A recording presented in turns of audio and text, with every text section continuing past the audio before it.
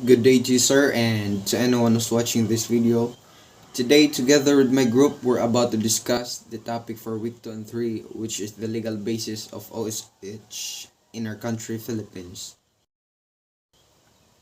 Occupational safety and health in the Philippines, its significance and lawful foundation. What is OSH? Occupational Safety and Health is a crucial organization that focuses on workplace health and safety, aiming to prevent accidents and harm from work-related activities across all industries. Bot pasabot, ang OSH is a crucial organization nga nag-focus sa usa ka trabahuan para sa health o safety effect sa iyahang mga trabahante.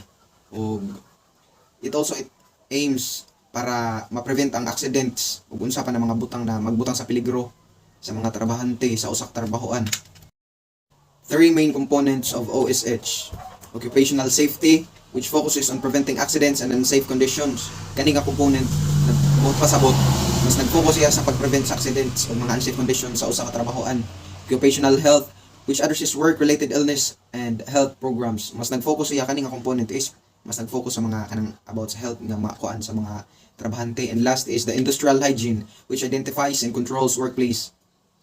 Kani siya na component is much more on kanang mas nag-focus siya sa pag tanaw-tanaw pag timbang-timbang sa usa ka trabahoan kung unsa ang mga mag-cause og risk sa mga trabahante sa usa ka trabahoan.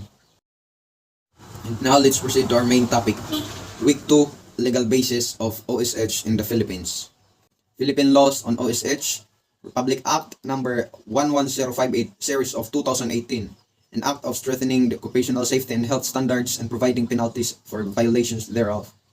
Executive Order number 307 series of 1987 na adriya ang establishment of the Occupational Safety and Health Center, implementing rules and regulations of the OSHC Citizens Charter.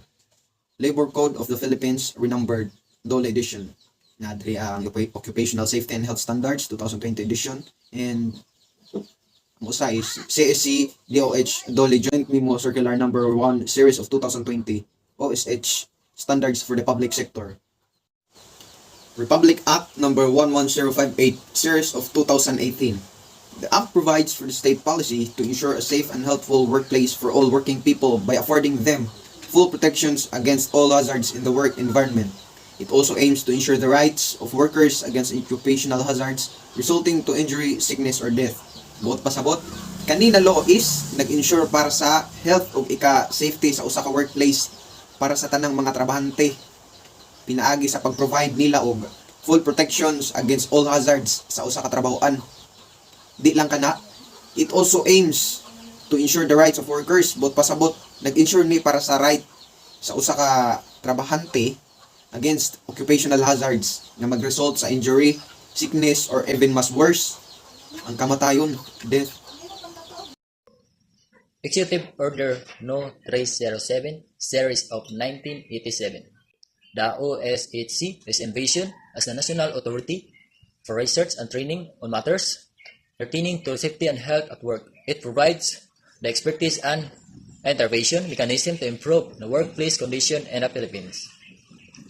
Executive Order No. 307, Series of 1987, ang OSHC gilantaw isip na subdong otoridad alang sa pagpanuki-duki o pagbansay sa mga butang nga may kalabutan sa kaluwasan o kahimsog sa panglawas, tumong niini nga mapalambo ang mga kondisyon sa trabaho, pinaagi sa paghatag og tukmang kahibalo ug mapaayo ang kahimtang sa trabaho sa Pilipinas. Labor Code of the Philippines renumbered Dole Ed. Labor Code of the Philippines renumbered, also known as Presidential Decree 442, is the fundamental law that governs labor relations and employment in the Philippines. The Labor Code ensures that regular employers or employees are entitled to full benefits and job security, including the right to unionize and receive employer contribution, social, health, and welfare benefits. So, kaning topic, nag-base ni siya sa, like, ni-apply kag job, then nakuha ka, and na-employed na ka sa aning kumpanya, muhatag sila benefits nimo like SSS, ug sa atua pa, Pag-asa, Pag-ibig, and so kaning benefits magamit nimo sa imong kagalingon o magkinaunsa man gali sa imong pagtrabaho, like masakit ka, makahatag sila og benefits nimo. That's all. Thank you. CSC DOH Dolly Joint Minimum Circular Number Series of 2020 OHH Standard for the Public Sector.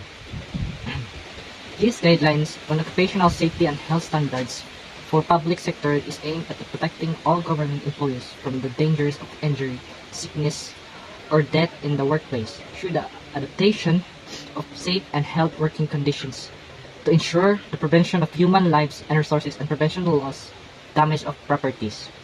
Ang CSSDOH Dolly Joint Memo Circular Number 1 Series of 2020 naghatag og mga giya sa occupational safety and health standards para sa pampublikong sektor bitaw.